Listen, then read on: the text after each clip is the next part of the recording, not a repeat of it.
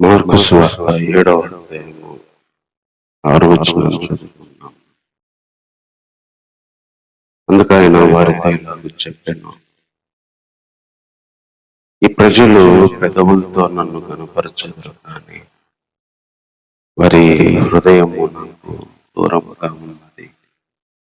వారు మానవులు కల్పించిన పద్ధతులు దేవోపదేశములను బోధించుచు నన్ను వ్యర్థముగా ఆరాధించుదురు అని వ్రాయబడినట్లు వేషధారులైన మిమ్మల్ని వచ్చి యెషయా ప్రవచించినది సరే. చిన్న మాట ప్రార్థన చేసుకున్నాం. ప్రేమ కలిగిన దేవా, నిన్ను కొత్త సమయం పాటలతో ఆరాధించడానికి సాయం చేస్తూ వచ్చావు. అదేవిధంగా ఎలాంటి ఆరాధన మేము చేయాలో, ఆరాధన ఏ విధంగా నీకు అర్పించాలో కొన్ని విషయాలు మాకు తెలియజేసి ఆ రీతిగా మమ్మల్ని సిద్ధపరచమని కోరుతూ ఈ ప్రార్థన మా రక్షకుడైన యేసుక్రీస్తు వారి నామములో ప్రార్థించి వేడుకుంటున్నాము. ఆమేన్. ఈ చదువుకున్న ఈ మాటలు యేసు ప్రభువు చెప్పిన మాటలు. యేసు ప్రభువు ఈ మాట చెప్పక ముందు యెషయా ప్రవక్త ఈ మాటలు దేవుని ద్వారా రాయించాడు లేదా రాశాడు. ఇశ్రాయేలు ప్రజల గురించి ఎప్పుడో యెషయా ప్రవక్త దేవుని గురించి మాటలు రాశాడు. ఆ మాటలు ఏంటంటే, ఈ ప్రజలు పెదవులతో నన్ను ఆరాధించుదురు కానీ వారి హృదయము నాకు దూరముగా ఉన్నది. వారు మానవులు కల్పించిన పద్ధతులు దైవోపదేశములు అని నన్ను బోధించుచు నన్ను వ్యర్థముగా ఆరాధించుదు. రెండు పదాలు మనకు కనిపిస్తాం. యేసు ప్రభువుని చెప్తున్న మాట ఏంటంటే, వాళ్ళు నన్ను వ్యర్థముగా ఆరాధిస్తున్నారు. ఫస్ట్ మాట ఏం చెప్తున్నాడంటే, పెదవులతో కనపరుస్తారు కానీ హృదయము దూరముగా ఉంది. ఒక రెండు స్టేట్మెంట్లు ఇక్కడ చేయబడ్డాయి. పాత నిబంధనలో దేవుడు యెషయా ద్వారా ఆ రోజున్న ఇశ్రాయేలు ప్రజల గురించి చెప్పిన మాటే యేసు ప్రభువు కూడా అప్పుడున్న ఆయన టైంలో ఉన్న ప్రజలతో చెప్తున్న మాట. బహుశా ఈరోజు పరిశుద్ధాత్మ కాలంలో మనమున్నప్పుడు సేమ్ ఇదే మాటలు మనతో కూడా చెప్పచ్చు. ఈరోజు మనతో కూడా చెప్తాడు. తండ్రి అయిన దేవుడు మొదట ఇశ్రాయేలు ప్రజలతో అదే చెప్పాడు. యేసు ప్రభువు వచ్చి పరిశీలు శాస్త్రులతో అదే చెప్పాడు. పరిశుద్ధాత్మ టైంలో ఉన్న మనకు కూడా దేవుడు చెప్తున్న మాట ఇదే అయి ఉండొచ్చు. అదేంటంటే, ఈ ప్రజలు నన్ను వ్యర్థముగా నన్ను కనపరుస్తారు కానీ వారి హృదయము నాకు దూరంగా ఉంది. అంటే ఒక వ్యక్తి దేవుణ్ణి ఆరాధించవచ్చు, పెదవులతో కనపరచవచ్చు, పొగడవచ్చు, గొప్పగా ఆయన గురించి మాట్లాడవచ్చు, గొప్పగా ఆయన గురించి చెప్పవచ్చు. అట్ ద సేమ్ టైం ఆ వ్యక్తి హృదయం దేవునికి దూరంగా కూడా ఉండొచ్చు. అదే చెప్తున్నాడు ఇక్కడ. ఒక వ్యక్తి దేవుణ్ణి పొగిడినంత మాత్రాన, పెదవులతో ఆరాధించి కనపరిచినంత మాత్రాన, దేవుని గురించి గొప్పగా చెప్పినంత మాత్రాన అతని హృదయం కూడా దేవునికి దగ్గరగా ఉంటది అనుకోవడానికి లేదు అని తండ్రి అయిన దేవుడు చెప్పాడు. యేసుక్రీస్తు చెప్పాడు. ఈరోజు పరిశుద్ధాత్మ దేవుడు కూడా మనతో చెప్తున్నాడు. ఒక వ్యక్తి పెదవులతో ఆరాధించవచ్చు, పెదవులతో ప్రార్థించవచ్చు, పెదవులతో దేవుని గురించి గొప్పగా మాట్లాడవచ్చు, చెప్పొచ్చు, పెదవులతో పాటలు పాడవచ్చు, కానీ హృదయం దూరంగా ఉంది. అందుకనే పాటల విషయంలో అయినా కొంతమంది హృదయం అంత దగ్గరగా ఉండదు, కానీ పాటల్లో అంత దగ్గరగా పాడగలుగుతాం. అదేవిధంగా మాటలు దేవుని గురించి చెప్పిన, లేకపోతే ఆరాధన దేవుని గురించి చేసిన, ప్రార్థన దేవుని గురించి చేసిన, ఆ టైంలో మన హృదయము దగ్గరగా ఉండాలి. అదే నిజమైన ఆరాధన అని చెప్తుంది. ఒక వ్యక్తి హృదయము దేవునికి దగ్గరగా లేకుండా పాడిన, ప్రార్థించిన, కనపరిచిన అది దూరంగా ఉన్నట్టు. ఎందుకంటే ఈరోజు ఆరాధనలు 4 వచ్చేసాయి. సంఘంలో ఆరాధనలు చేస్తా ఉన్నాం. బైబిల్లో ఇలా ఆరాధన చేయాలి, ఇది ఆరాధన అని ఎవరు ఎప్పుడు ఎక్కడ రాయలేదు. కొత్త నిబంధనల భక్తులు ఆరాధన అంటే ఇలా చెయ్యాలి, ఇలా పాటలు పాడాలి, వాక్యం చెప్పుకోవాలి, లేకపోతే ఇట్లా ఆరాధించాలనే క్రమం బైబిల్లో అయితే ఏం లేదు. ఒక్కొక్క సంఘంలో ఒకలాగా, ఒక్కొక్క చర్చిలో ఒకలాగా ఆరాధన క్రమాలు ఉన్నాయి, ఆరాధన విధానాలు ఉన్నాయి, ఇది జరుగుతూ ఉన్నాయి. వాటిని దేవుడు ఏం చెప్పాడంటే, మానవులు కల్పించిన పద్ధతులు దైవోపదేశములని బోధించుచు నన్ను వ్యర్థముగా ఆరాధిస్తున్నా. మానవులు కల్పించిన పద్ధతులు. ఇప్పుడు మనం చేస్తున్న ఆరాధన కూడా దేవుడు ఇది కల్పించాలి. రాగానే ప్రార్థన చేసుకోవాలి, పాటలు పాడాలి, వాక్యం చెప్పాలి, మళ్ళీ ఆరాధన చెయ్యాలి, మళ్ళీ వాక్యం చెప్పుకోవాలి, కానుకలేయాలి. ఇదేమి దేవుడు కలిపియాలి. ఇది మానవులకి సేవకి ఇచ్చిన దాన్ని బట్టి ఈ ప్రాసెస్ అనేది అలవాటు అయింది. కొన్ని సంఘాల్లో వాళ్ళకి ఇచ్చిన దాన్ని బట్టి వాళ్ళు ఒక్కొక్క విధంగా చేస్తా ఉంటారు. ఇవన్నీ మానవులు చేసేవి. బైబిల్లో రాగానే ఇలా చెయ్యాలి, ఇలా చెయ్యాలి, పడుకోగానే ఇలా చెయ్యాలి అని ఎక్కడ రాయబడలేదు. కొన్నిసార్లు మన ఆరాధన కూడా మనుషులు కల్పించిన పద్ధతులు పాటిస్తే మనం ఆరాధన చేసినట్టు. ఆదివారం ఆరాధన పెట్టారు, ఎల్లొస్తే ఆరాధన అయిపోయినట్టు, దేవుణ్ణి ఆరాధించినట్టే అనుకుంటే మనం ఆరాధన చేసినట్టు అవ్వదు. అయితే ఆరాధన పాటలు పాడితే, ఆరాధన వాక్యం చెప్పుకుంటే, ఆరాధన చేస్తే మనం ఇంకా చేసేసినట్టు ఆరాధన అనుకుంటే సరిపోదు. కొన్నిసార్లు మనుషులు కల్పించినవి, మనుషులు మనం పాటింపజేస్తున్నవి చేసినంత మాత్రాన మనం దేవుణ్ణి ఆరాధిస్తున్నట్టు కాదు అని స్వయంగా యేసుప్రభు చెప్పాడు అప్పుడున్న వాళ్ళకి. వీళ్ళు మనుషుల పద్ధతులు, మనుషులు కల్పించిన పద్ధతులు, దైవోపదేశములు, ఇది దేవుడు చెప్పినాడని చెప్పి బోధిస్తూ, ఇట్లా చేయమని దేవుడు చెప్తాడు అని చెప్పి బోధిస్తూ వ్యర్థంగా ఆరాధిస్తున్నారు, వ్యర్థంగా ఆరాధిస్తున్నారు, వేస్ట్ గా ఆరాధిస్తున్నారు. ఈ మాట మనకు కఠినంగా అనిపించచ్చు, కానీ ప్రభు నోట్ల నుంచి వచ్చిన మాట. ఈ మనుషులు నన్ను వ్యర్థంగా ఆరాధిస్తున్నారు. ఎందుకు ఈ విషయం చెప్పాల్సి వచ్చిందంటే, పరిసయ్యుల శిష్యులు కొందరు ఆయన దగ్గరకు వచ్చారు. పరిసయ్యులు, శాస్త్రులు. ఆయన శిష్యుల్లో కొంతమంది చేతులు కడుక్కోకుండా భోజనం చేస్తా ఉన్నారు. ఇది మనకు మొదటి వచనాలు కనపడుతుంది. అప్పుడు పరిసయ్యులు, యూదులు వీళ్ళందరూ, ఏందయ్యా ఈ శిష్యులు పెద్దల పారంపర్యాచారాలు పాటించకుండా మరి చేతులు కడుక్కుంటే కానీ భోజనం చేయరు పెద్దలు, కానీ ఈ శిష్యులు ఏంది సొంత నుండి వచ్చి భోజనం చేస్తా ఉన్నారు అని చెప్పి, పరిసయ్యులేమో సొంత నుండి వస్తే మరి స్నానం చేసి గిన్నెలు కడుక్కొని మరి భోజనం చేసేవారు. ఇలాంటి చాలా ఆచారాలు చేసేవాళ్ళు. కానీ నీ శిష్యులు ఎందుకు పెద్దల పారంపర్య ఆచారాలని నడుచుకోకుండా అపవిత్రమైన చేతులతో భోజనం చేస్తున్నారు అని యేసుప్రభుని అడిగారు. ఈ పరిసయ్యులకు ఒక పద్ధతి ఉంది, యూదులకు ఒక పద్ధతి ఉంది. అదేంటంటే, మా పెద్దల పారంపర్యమయ్యా, మా వంశ పారంపర్యము, మేము ఎక్కడి నుంచన్నా వస్తే మా ధర్మం ప్రకారము, మా భక్తి ప్రకారము చేతులు కడుక్కొని భోజనం చేయాలి, స్నానం చేసి భోజనం చేయాలి, ప్లేట్లు ఎన్ని శుభ్రం చేసుకొని భోజనం చేయాలి. కానీ నీ శిష్యులేందయ్యా పెద్దల పారంపర్యాచారాన్ని మీరి చేతులు కడుక్కోకుండానే భోజనం చేస్తా ఉన్నారు.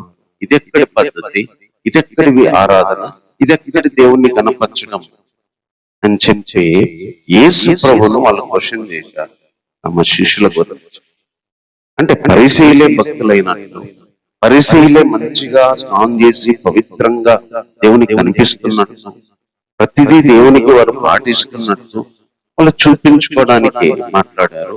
శిష్యులు అపవిత్రమైన చేతులతో స్నానం చేయకుండా, చేతులు కడుక్కోకుండా, మరి శుభ్రం చేసుకోకుండా తింటే వాళ్ళు అపవిత్రత మరి కలిగించిన వాళ్ళుగా కనపడుతున్నట్టు మాట్లాడారు. దానికి చెప్పిన సమాధానమే ఇది. ఇదిగో ఈ ప్రజలు పెదవులతో నన్ను కనపరచుదురు కానీ వారి హృదయము నాకు దూరంగా ఉంది. వాళ్ళు మానవులు కల్పించిన పద్ధతులు, దైవోపదేశాలని బోధిస్తూ నన్ను వ్యర్థంగా ఆరాధిస్తున్నారు అని వ్రాయబడినట్టు వేషధారులైన మీ గురించి యెషయా ప్రవచించింది సరియే అన్నాడు. మీ గురించి యెషయా చెప్పింది నిజమే. మీరు పెదవులతో కనపరుస్తారు, హృదయం దూరంగా పెట్టుకొని మానవులు కల్పించిన పద్ధతులన్నీ బోధిస్తూ పాటిస్తూ వ్యర్థంగా దేవుణ్ణి ఆరాధిస్తారు. మీ గురించి యెషయా చెప్పింది నిజమే, వేషధారులైన మీ గురించి చెప్పింది సరియే. ఈరోజు మనము దేవునికి ఆరాధన ఎలా చేయాలంటే మన హృదయము దగ్గరగా ఉండాలి. మనకు మాటలు రాకపోవచ్చు, పాటలు రాకపోవచ్చు, వాక్యాలు రాకపోవచ్చు, అవన్నీ మనకు రాకపోయినా హృదయము దగ్గరగా. ఎంతో మంది మాటలతో ఎక్స్ప్రెస్ చేయలేంది, మాటల్లో చూపించలేంది, పాటల్లో చూపించలేంది, హృదయంలో ఒక భావన, ఫీలింగ్ అన్నమాట. ఒకరి మనస్సు ఎలా ఉందో మనుషులమైన మనమే అతన్ని చూడగానే కనిపడి సంతోషంగా ఉన్నాడా, బాధగా ఉన్నాడా, హృదయంలో ఏముంది అని.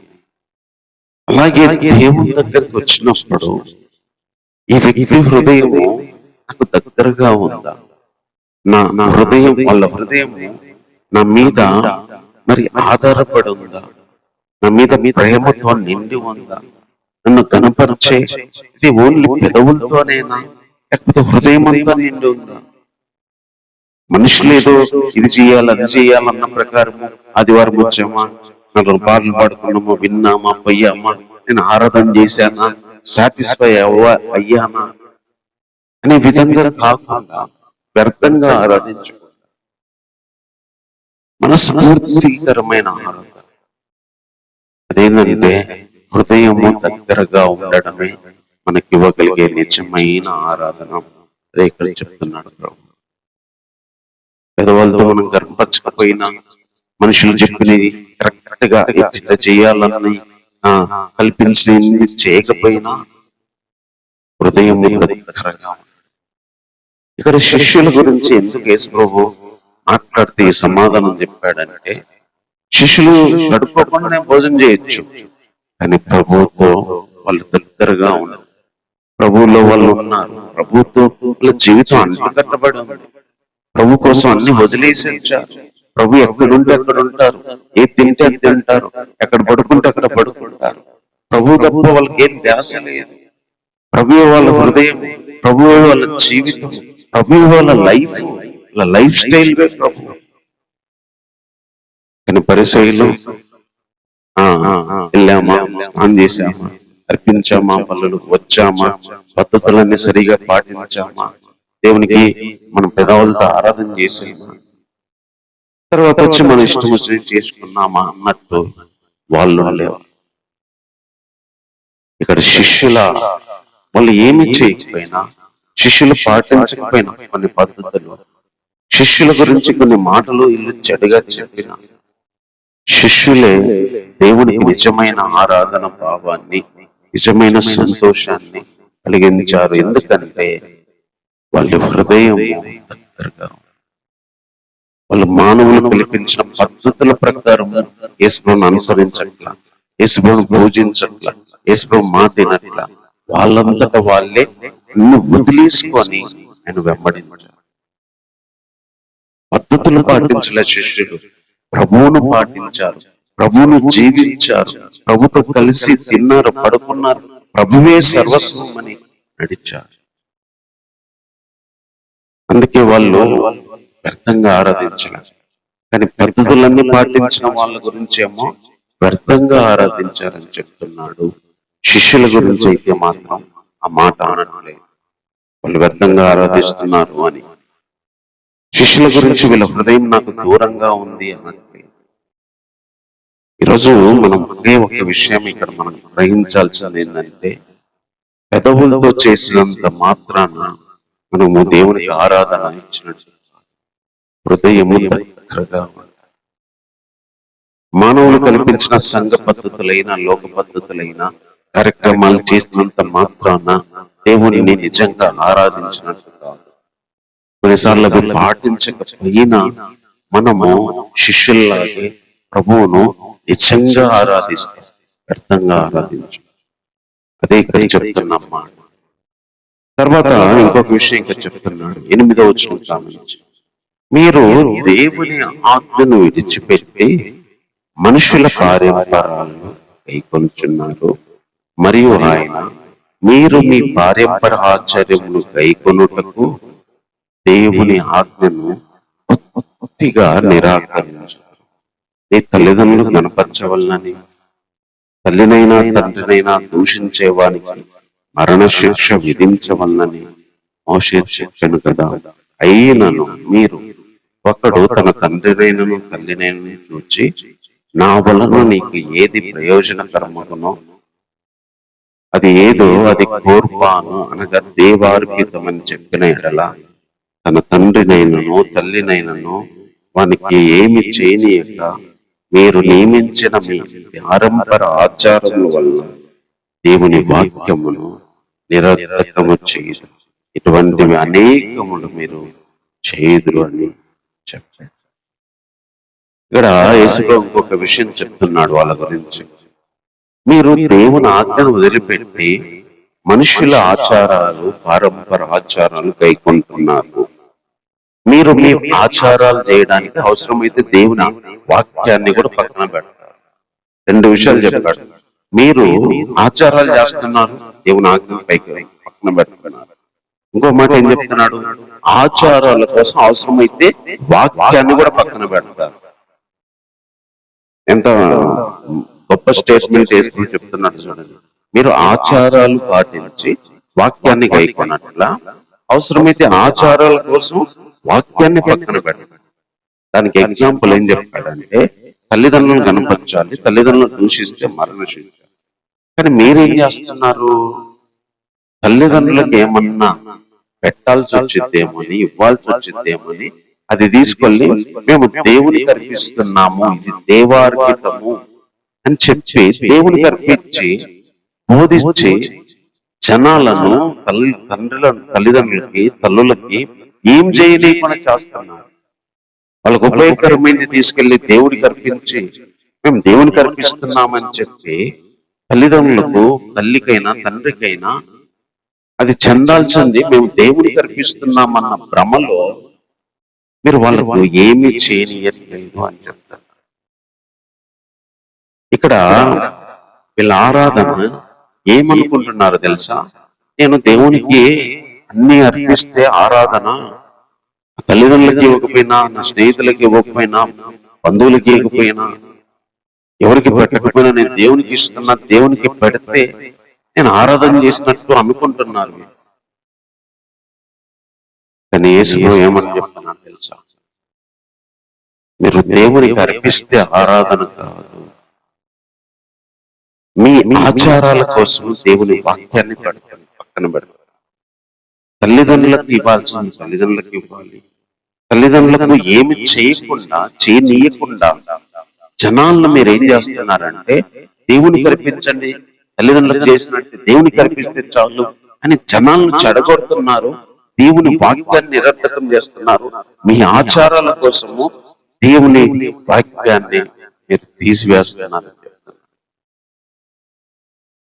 ఇక్కడ మనము దేవునికి ఎలా ఆరాధన చేయాలో ఒక్కొక్క తలంపులో మనకి ఏమి ఇస్తున్నాడంటే, కొన్నిసార్లు దేవునికి అర్పించినవే మనం దేవునికి ఇచ్చే ఆరాధన అనుకోవాల్సిన అవసరం లేదు. కొన్నిసార్లు ప్రజలకు చేసింది, తల్లిదండ్రులకు చేసింది, క్రియలతో చేసింది, అది దేవునికి ఆరాధన అవుతుంది. దేవునికి అర్పించినవే ఆరాధన అవ్వవు. దేవుని పేరు మీద చేసినవి అన్ని ఆరాధన అవుతాయి అనుకోవడానికి లేదు. కొన్నిసార్లు ఇబ్బందుల్లో ఉన్న వారికి, అదే యాకోబు గారు చెప్తున్నాడు, దరిద్రులకి, అనాథులకి మరి చేయడమే నిజమైన భక్తి అని చెప్పాడు. సేమ్ యేసులో కూడా అదే చెప్తున్నాడు. ఆచారాల కోసం వాక్యాన్ని పక్కన పెడతారు, వాక్యము పక్కన పెట్టి ఆచారాలు పాటిస్తారు. అంటే ఆజ్ఞలు, తల్లిదండ్రులను ప్రేమించి కనపరచాలన్న చెప్పిన మాట పక్కన పెట్టి తల్లిదండ్రులకు చెందాల్సినవి తీసుకొచ్చి దేవార్పితమని దేవునికి అర్పించి తల్లిదండ్రులకు ఏం చేయనీయకుండా చేస్తున్నారు. ఇట్లాంటి చాలా చేస్తారు మీరు. కానీ అవి కాదు చేయాల్సింది. దేవునికి అర్పించాల్సినవి దేవునికి అర్పించాలి, తల్లిదండ్రులకు చేయాల్సినవి తల్లిదండ్రులకు చేయాలి. దేవునికి ఇవ్వాల్సిన కానుకలు దేవునికి ఇవ్వాలి, ప్రజలకు సహాయపడాల్సినవి ప్రజలకు సహాయపడాలి. అందుకే కొత్త నిబంధనలో సంఘము వాళ్ళ ఆస్తులన్నీ అమ్మి తీసుకొని వచ్చినప్పుడు మిగతా వాళ్ళ అందరికి లేని వాళ్ళకి ఆడ పంచిపెట్టారు. ఈరోజు ఇక్కడ ఏం చెప్తున్నాడంటే, మనం దేవునికి కానుకలు ఇచ్చి, దేవునికి అర్పణలు ఇచ్చి, దేవునికి మన పంటనిచ్చి, సమృద్ధి మన వస్తువులను ఇచ్చి, దేవునికి ఇచ్చినంత మాత్రాన మనం ఆరాధన చేశాము అనే భావనలో ఉండొద్దు. కొన్నిసార్లు ప్రజలకు చెయ్యాలి, తల్లిదండ్రులకు చెయ్యాలి, స్నేహితులకు చెయ్యాలి, అది కూడా ఆరాధనే. జనాలకు చేయడం కూడా ఆరాధనే. అందుకే యేసు కొత్త నిబంధన సంఘము, నేను ప్రేమించినట్లే మీరు ఇతరులను ప్రేమించమని, నేను ఎలా అయితే జీవించమని చెప్తూ వచ్చాడు. అందుకే అపోస్తులైనా పౌలు గారైనా అన్ని పంచిపెట్టుకుంటూ వచ్చారు. ఒకళ్ళు ఉన్నోళ్ళకి తీసుకెళ్లి లేనోళ్ళకి, పరిశుద్ధులైన బీదలకు ఆ రోజు సహాయం చేస్తూ వచ్చారు. అది నిజమైన ఆరాధన భావన. ఈరోజు సంఘాల్లో ఇది మిస్ అయింది. ఒకవేళ పరిశుద్ధాత్మ దేవుడు ఉంటే ఈరోజు పెదాలతో పాటలు ఎంతో మంది బ్రహ్మాండంగా పాడుతున్నారు, జీవితాలు దూరంగా ఉన్నాయి. పద్ధతులన్నీ పాటించి నేను ఆరాధన చేసినాను అనుకొని వస్తున్నారు ఒక ఆదివారం వెళ్ళి, కానీ మిగతా రోజుల్లో దేవునికి ఎంత దూరంగా ఉంటున్నారో వాళ్ళకే తెలుసు. రెండో విషయం, క్రియలు లేకుండా దేవునికి అర్పించి నేను ఆరాధన చేశాను, దేవునికి అర్పించేసా కదా, దేవునికి ఇచ్చేసా కదా, దేవుని మందిరంలో వేసా కదా, దేవుని సేవకునికి ఇచ్చా కదా అని అందరితో నేను నా ఆరాధన, నా అర్పణలు దేవునికి చెందుతాయనుకుంటున్నారు. బయటికి వచ్చి మిగతా తల్లిదండ్రుల కాళ్ళ నుంచి ఎవరికి ఏం చేయలేకుండా ఉన్నది కనిపిస్తుంది. కానీ ఇక్కడ ఏం చెప్తున్నాడు ప్రభు తెలుసు, మీరు ఇలాంటివి చాలా చేస్తారు, కానీ క్రియలు చేయడమే నిజమైన దేవునికి అర్పించడం కాదు, క్రియలు కూడా చేయాలి. అందుకే యేసు దగ్గరికి ఒకసారి వస్తే దేవునికి చెందాల్సిన దేవునికి ఇవ్వండి, కైసరుకు చెందాల్సిన కైసరికి ఇవ్వండి. ఇక్కడ దేవునికి మనం చెందాల్సిన దేవునికి ఇవ్వాలి. అదేవిధంగా సహోదరులైన వారికి, పేదలైన వారికి, మరి మన రక్త సంబంధాలకి మనం చేయాల్సింది మనం చేయాలి. అది కూడా నిజమైన ఆరాధన. క్రియలతో ఆరాధన. మొదటి విషయం, హృదయం దగ్గరగా ఉండడమే నిజమైన ఆరాధన. క్రియలు కలిగి ఉండడమే నిజమైన ఆరాధన. తర్వాత ఇంకొక విషయం ఇక్కడ చెప్తున్నాడు. అప్పుడు జనసమూహాలను పిలిచి, మీరందరూ నా మాట వినండి, వెలుపలిలో నుండి లోపలికి పోయేయి మనిషిని అపవిత్రంగా చేయగలుగున్నది ఏది లేదు, కానీ లోపలి నుండి బయటికి వెళ్ళునవే మనుషునికి అపవిత్రపరచునని చెప్పింది. ఆయన జనసమూహాన్ని గురించి లోపలికి వచ్చినప్పుడు శిష్యులు ఆయన ఈ మాట అడగగా అప్పుడు అంటున్నాడు, మీరు ఇంత అవివేకులై ఉన్నారా? వెలుపలిలో నుండి మనిషిని లోపలికి పోయేవి ఏది వాణ్ణి అపవిత్రునిగా చేయజాలదని మీరు గ్రహింపకున్నారా?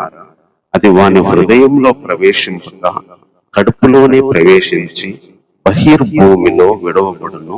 ఇట్లు అది భోజన పదార్థములన్నిటినీ పవిత్రపరచును. మనిషిని హృదయంలో నుండి బయలు వెళ్ళున్నవే మనిషిని అపవిత్రపరచును. మనిషి లోకంలో నుండి అనగా హృదయంలో నుండి దురాలోచనలు, జారత్వం, దొంగతనములు, నరహత్యలు, వ్యభిచారములు, లోభములు, చెడుతనము, కృత్రిమములు, కామ వికారములు, మత్సరము, దేవదూషణలు, అహంభావం, అవివేకం వచ్చును. ఈ చట్టవన్నీ లోపంలో నుండి బయటికి వెళ్ళి మనుషుని అపవిత్రపరచునని ఆయన చెప్పారు. ఇక్కడ శిష్యులు అడిగారు, ఏంది ప్రభువా ఈ విషయం అంటే, ఒక మనిషి తినే వస్తువు బయట నుంచి లోపలికి వెళ్ళింది, అది కడుపులోకి వెళ్ళింది, జీర్ణమై మళ్ళీ బయటకు వచ్చింది. అది మనిషిని అపవిత్రపరచదు. లోపల నుంచి వచ్చేటివే మనిషిని అపవిత్రపరుస్తాయి. లోపల నుంచి అంటే హృదయంలో నుంచి. ఈ హృదయంలో నుంచి వ్యభిచారాలు, కామ వికారాలు, మత్సరములు, నరహత్యలు, దురాలోచనలు, జారత్వాలు, దొంగతనాలు, దేవదూషణలు, అవివేకాలు, అహంభావాలు, మరి ఇవన్నీ లోపల నుండి వస్తాయి. ఇక్కడ ఆర్గ్యుమెంట్ ఏం జరిగింది?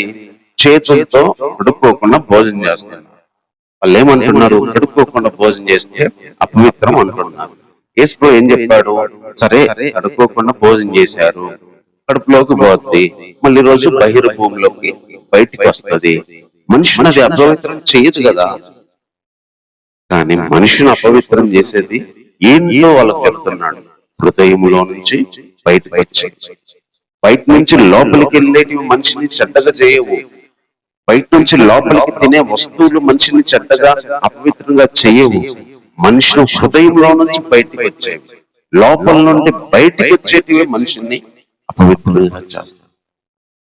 బయట నుంచి లోపలికి వెళ్ళేవి అపవిత్రంగా చేయవు, కానీ లోపల నుంచి బయటకు వచ్చేవే అపవిత్రంగా చేస్తాయి. అవి మనిషి హృదయంలో నుంచి వస్తాయి. దురాలోచనలు, మరి ఏమేమి దురాలోచనలు, జారత్వము, కామ వికారం, దొంగతనములు, ఆంబావు, అవివేకము, వ్యభిచారం, మత్సరము, అంటే చెడ్డ చెడ్డ పనులు, అంటే మొత్తం పాపాలన్నీ హృదయంలో నుంచి వస్తాయి. అవి మనిషిని అపవిత్రంగా చేస్తారు.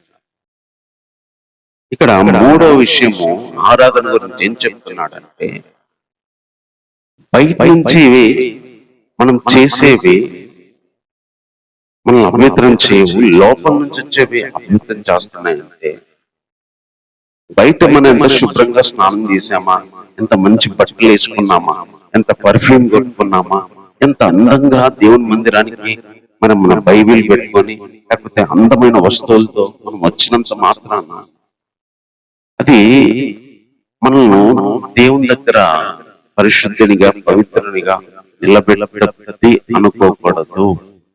ఎందుకంటే హృదయము చెడ్డది. ఈ హృదయములో నుంచి అన్ని బయటకు వస్తాయి. ఈ హృదయములోనే వందల రకాల పాపాలు దాగి ఉన్నాయి. బయటికి శుభ్రంగా మనము దేవుని సన్నిధికి పవిత్రంగా వచ్చినంత మాత్రాన మన హృదయం పవిత్రంగా ఉంది అనుకోవడానికి లేదు. నిజమైన ఆరాధన ఏంటంటే హృదయములో నుంచి వచ్చేవి పవిత్రంగా ఉండాలి. హృదయము పవిత్రంగా ఉండడమే, హృదయం నుంచి వచ్చే భావనలు పవిత్రంగా ఉండడము, ఆలోచనలు పవిత్రంగా ఉండడము, హృదయం నుంచి బయటికి పంపించే ప్రతిదీ పవిత్రంగా ఉండడమే మనం దేవునికి ఇవ్వగలిగే ఆరాధన. బయటికి మనం ఎంత స్నానం చేసుకొని వచ్చినా, ఎంత చేతులు కడుక్కొని వచ్చినా, ఎంత మంచిగా దేవుని సన్నిధిలో మనకు కనపడినా మనం పవిత్రులుగా ఉండకపోవచ్చు. అందుకే దేవుడు హృదయాన్ని చూస్తాడు, దేవుడు హృదయాన్ని లక్ష్య పెడతాడు అనే మాటలు ఎందుకు చెప్పారంటే హృదయాన్ని చూస్తాడు. హృదయంలో నుంచి ఏమొస్తున్నాయో చూస్తున్నాడు. ఈరోజు మన ఆరాధన భావం అనేది హృదయంలో నుంచి రావాలి. హృదయంలో పవిత్రత ఉండాలి. పవిత్రత కలిగి ఉండడమే నిజమైన ఆరాధన. 3 విషయాలు ఇక్కడ చెప్తున్నాడు శిష్యుల గురించి. ఇక్కడ ఇద్దరు భక్తి చేసే వాళ్ళు ఉన్నారు. వీళ్ళేం లోకస్తులు కాదు, పరిసయ్యుల గ్రూపు, శిష్యుల గ్రూపు. పరిసయ్యులు దేవుని నమ్మిన వాళ్ళే, శిష్యులు దేవుని నమ్మిన వాళ్ళే. వాళ్ళకి వీళ్ళకి ఆరాధన భావములో 3 తేడాలు చెప్పారు. ఒకళ్ళేమో పెదాలతో కనపరుస్తారు, మనుషులు కల్పించినవి పాటించి బద్ధంగా ఆరాధిస్తారు. కొంతమంది ఏమో హృదయము దగ్గరగా ఉంటది, హృదయపూర్వకంగా ఆరాధన. తర్వాత ఇంకొక విషయం చెప్పాడు, కొంతమంది క్రియలు చేయకుండా దేవునికి చేశామని చెప్పి ఆరాధన చేస్తారు. కానీ క్రియలు చేయడం కూడా, ఇతరులకు చేయడం కూడా దేవునికి చేసినట్టే. అందుకే చెప్పాడు, మనుషులకు మీరు చేసినట్టే పరలోకములో ఉన్న దేవునికి చేసినట్టే. ఆ వచనం కూడా రాయబడింది, మీరు మనుషులకు చేస్తే దేవునికి చేసినట్టు అని చెప్పాడు. నా పేరట చల్లని గ్లాసు మంచినీళ్ళు ఇస్తే మీరు నాకు చేసినట్టు అన్నాడు.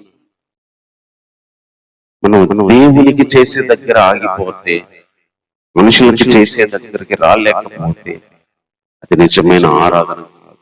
ఇక మూడో విషయం ఏం చెప్పాడంటే, మనం బయటికి ఎంత పవిత్రంగా కనిపించామా, ఎంత వస్త్రాలు మరి ఎంత శరీరం అలంకరించుకున్నంత మాత్రాన మనం పవిత్రంగా ఉన్నట్టు కాదు. హృదయము పవిత్రంగా ఉండడమే మనం ఇవ్వగలిగే నిజమైన ఆరాధన. హృదయము దేవునికి ఇష్టంగా ఉండడమే మనం దేవునికి ఇవ్వగలిగే నిజమైన ఆరాధన. అందుకే వెలుపల నుంచి బయటికి వెళ్ళేవి అపవిత్రగా చేయవు, లోపల నుంచి బయటికి వచ్చేవి అపవిత్రగా చేస్తాయి. అందుకని మనం బయటికి పరిశుద్ధంగా కనిపించినంత మాత్రాన లోపల పరిశుద్ధంగా ఉండకపోవచ్చు. కొన్నిసార్లు లోపల పరిశుద్ధంగా ఉండి బయటికి అపవిత్రంగా కనిపించవచ్చు. కానీ దేవుడు చూసేది లోపల హృదయాన్ని చూసేది. ఆ హృదయము పవిత్రంగా అర్పించడమే నిజమైన ఆరాధన. ఈ విషయాలన్నీ అధ్యాయంలో దేవుడు తెలియజేస్తూ వచ్చాడు. కాబట్టి ఈ రోజు నుంచి మన ఆరాధన విధానం అనేది ఎలా ఉండాలి, మన ఆరాధన నిజమైందేనా, మన ఆరాధన ఎలా చేస్తున్నాం అనేది ఈరోజు పరీక్షించుకుందాం. మాటలు బట్టి 10 నిమిషాలు దేవుని ఆరాధన చేద్దాం. దేవునికి మన హృదయం దగ్గరగా లేకపోతే, జస్ట్ ఏదో మనం ఆచారాలు పాటించినంత మాత్రాన, సంఘ క్రమాలన్నీ పద్ధతులన్నీ పాటించినంత మాత్రాన దేవుణ్ణి ఆరాధిస్తున్నట్టు కాకపోవచ్చు. కొన్నిసార్లు దేవునికి దగ్గరగా ఉండడం, సిలువలో కూడా మనలాగే బాప్తిసం తీసుకోలేదు, మనలాగే బల్ల తీసుకోలేదు, మనలాగే చర్చికి మందిరానికి వెళ్ళలేదు. కానీ యేసు ప్రభువు దేవునికి హృదయం దగ్గరగా ఉంది. కొన్ని పద్ధతులు మనం చేయొచ్చు, చేసినంత మాత్రాన దగ్గరగా లేకపోవచ్చు. యేసు ప్రభువు బోధలు విన్న వాళ్ళు ఎంతో మంది ఉన్నారు, యేసు ప్రభువు అద్భుతాలు చూసిన వాళ్ళు ఎంతో మంది ఉన్నారు. కానీ సిలువ దగ్గర వాళ్ళు లేరు. పట్టుకున్నప్పుడు పారిపోయారు, ఎవరు లేరు. ఈరోజు మన ఆరాధన అనేది హృదయానికి సంబంధించింది, దేవునికి దగ్గరగా ఉండడానికి సంబంధించింది. సంఘం ఉన్నా సంఘం లేకపోయినా, 100 మంది అయినా ఒక్కరు లేకపోయినా, 1000 మందిలో ఉన్న ఒంటరిగా ఉన్నా, రాజగృహంలో ఉన్న అరణ్యంలో ఉన్న, ఘనత ఉన్న అవమానం ఉన్న, హృదయము దగ్గరగా ఉండడమే దేవునికి మనం ఇవ్వగలిగే ఆరాధన. పద్ధతులు పాటించడం కాదు, దేవుని కోసం ఏదైనా వదిలిపెట్టగలిగే హృదయం మనకుందా. దేవుణ్ణి అనుసరించే హృదయం, దేవుణ్ణి వెంబడించే హృదయం, దేవునితో పాటు తిని తాగి పడుకునే హృదయం, శిష్యుల్లాగా మనకు ఉండడమే నిజమైన ఆరాధన. అంతేగాని స్నానం చేశామా, పవిత్రంగా అన్ని పాటించామా అని పరిశీలనగా మనుషులు కల్పించిన పద్ధతులన్నీ కరెక్ట్ గా చేసి నేను ఆరాధన చేశాము అనుకో. ఈరోజు బహుశా పరిశుద్ధాత్మ దేవుడు ఇప్పుడున్న సంఘాలతో మాట్లాడితే, మీరు పెదవులతో ఆరాధిస్తున్నారు, పెదవులతో పాడుతున్నారు, పెదవులతో మాట్లాడుతున్నారు, ఈ హృదయం నాకు దూరంగా ఉంది, మీరు వ్యర్థంగా ఏదో మనుషులు కల్పించినవి పాటించి నన్ను ఆరాధిస్తున్నారని చెప్పాల్సి వచ్చింది. ఆ రోజు తల్లిదండ్రులకు ఏమి చేయకుండా దేవునికి అర్పించి, దేవునికి అర్పించాం కాబట్టి తల్లిదండ్రులకు చేయాల్సిన అవసరం లేదని బ్రతికిన బ్రతుకులు వాళ్ళు. మేము దేవునికి చేశాము, ఎవరికి చేయకపోయినా బాధ లేదు పాటించేస్తున్నాము మా ఆజ్ఞను అనుకున్నాం. కానీ దేవుడు దాన్ని కూడా మెచ్చుకోలేదు. దేవునికి ఇవ్వాల్సినవి దేవునికి చేయాల్సినవి, దేవుణ్ణి ప్రేమించాల్సినంత దేవుని ప్రేమించి దేవునికి చెయ్యాలి. మనుషులకు చేయాల్సినంత, మనుషులను ప్రేమించాల్సినంత, మనుషులకు ఇవ్వాల్సినంత, మనుషులకు చూపించాల్సినంత ఎవరిని వాళ్ళకి చూపించాలి. తర్వాత హృదయము పవిత్రంగా ఉండడం.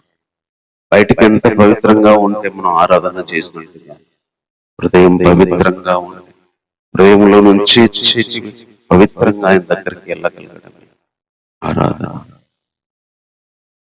ప్రేమలేనైనా నీకు వందనాలు చెల్లిస్తున్నాం దేవా. రోజు ప్రభా ఎలాంటి ఆరాధన మీరు ఇష్టపడతారు? రెండు రకాలైన ప్రజలు నిన్ను ఆరాధించారు ప్రభా. శిష్యులు, మరో పక్క పరిసయ్యులు. వాళ్ళు ఒకలాగా నువ్వు ఆరాధించారు, పరిసయ్యులు ఒకలాగా ఆరాధించారు. శిష్యులు కడుక్కోలేదు, పద్ధతులు ఏం పాటించలేదు, భోజనం చేస్తున్నారు, నీకు దగ్గరగా ఉన్నారు, హృదయం దగ్గరగా ఉంది. కానీ పరిసయ్యులు నీకు దూరంగా ఉండి అన్ని చేస్తున్నారు. యెషయా ద్వారా చెప్తూ వచ్చారు, యేసుప్రభు కాలంలో కూడా చెప్తూ వచ్చారు, ఈరోజు మాకు కూడా చెప్తున్నారు ప్రభా.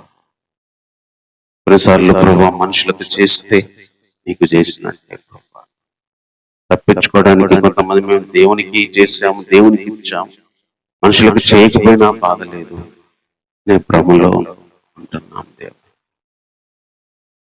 మనుషులకు చేసి, మనుషులకు అర్పించి, మనుషులకు ఇచ్చినా కూడా అది మీకు ఇచ్చినట్టే ప్రభా, మీకు అర్పించినట్టే. ఇలాంటి ఆరాధన ప్రభా మేము నీకు చేయగలగాలి నాయన. హృదయం పవిత్రమైన ఉండడం ప్రభా. బయటికి ఎంత పవిత్రంగా కనిపించాము, బయటికి ఎంత పవిత్రంగా ఉన్నాము కాదు, హృదయం పవిత్రంగా ఉండడం అనేది నీకే తెలుసు ప్రభా. ఒక్కొక్క హృదయం ఎంత అపవిత్రంగా ఉంటుందో నీకు తెలుసయ్యా. హృదయంలో నుంచి ఏవేవి బయటకు వస్తాయి, ఎన్ని రకాలైన చెడ్డ తలంపులు, పాపాలు, ప్రతిదీ ప్రభా హృదయంలో నుంచి వస్తున్నాయి. మా ఆరాధన హృదయంలో ఎలా ఉంది? మా ఆరాధన పవిత్రంగా నీకు అర్పించగలగాలి. లేదంటే మేము వ్యర్థంగా చేసినట్టే, పెదాలతో నిన్ను కనపరిచినట్టే, నీకు అర్పించి మేము మోసం చేసుకున్నట్టే ప్రభా. నీ ఆజ్ఞలు పాటించకుండా వాక్యాన్ని నిరర్ధకం చేసినట్టే ప్రభా. బయట శుభ్రపరచుకొని లోపల అపవిత్రంగా జీవించినట్టే ప్రభా. ఇలాంటి వ్యక్తుల ఆరాధనకి, ఇలాంటి వ్యక్తుల హృదయానికి దూరంగా ఉంటారు అని చెప్తూ మీరు మాకు ఇచ్చిన తలంపుల కొరకై ఉన్నాను.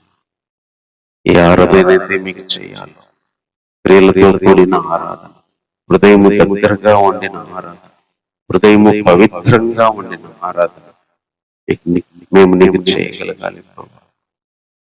అందుకోసమే పరిశుద్ధాత్మ సహాయం, నీ కుమారుడైన యేసుక్రీస్తు యొక్క రక్త పరోక్షణ మాకు అవసరం దేవా. వాటిని ఇచ్చినందుకే వందనాలు. యేసుక్రీస్తు ద్వారా, పరిశుద్ధాత్మ ద్వారా నీకు అనుకూలమైన ఆరాధన ఏదైతే ఆ రోజు మీరు చెప్పారో ప్రభా, శిష్యుల గురించి, పరిచయుల గురించి, అదే ఆరాధన మేము చేయగలగాలి. పాట మా నోట్ల నుంచి రాకపోయినా, వాక్యాలు మాకు రాకపోయినా, హృదయంలో నీ భావన కన్నీళ్ళతో ప్రభా మా మనసులో భావన, నిన్ను గురించిన ఆలోచన, నిన్ను గురించిన వర్ణన దినమంతా మా మనసులో నిండాలి ప్రభా. ఏదో 1 గంట 2 గంటలు వచ్చి చేసింది ఆరాధన కాదు నైనా. రోజంతా పడుకున్న లేచిన నీ తలంపులతో, నీ యొక్క మనసుతో, నీ భావనతో నిండడమే నీకు ఇవ్వగలిగే ఆరాధన ప్రభా. నీకు అర్పించాల్సినవి చేస్తుంది. సహోదరులకి, పేదవారికి, దిక్కులేని వారికి, మేము ఇబ్బందుల్లో ఉన్న వారికి చేయాల్సిన క్రియలు మేము చేయగలగాలి. స్నేహితులకి, తల్లిదండ్రులకి, రక్త సంబంధాలకి చేయాల్సినవి చేయగలగాలి. అవి చేయకుండా మేము దేవునికి చేస్తున్నాము సరిపోతుందని నేను అనుకుంటే మోసం చేసుకున్నట్టే ప్రభా. ఇలాంటి ఆరాధన చేయగలరు. బయటికి పవిత్రంగా కనిపించి లోపల అపవిత్రమైన ఆరాధనతో హృదయాలు నిండకుండా ప్రభా. పవిత్రమైన ఆరాధన, శుభ్రమైన ఆరాధన, బయటికి మురికిగా కనిపించచ్చు. ఆ రోజు శిష్యులను చూసినట్టుగా మమ్మల్ని చూడొచ్చు.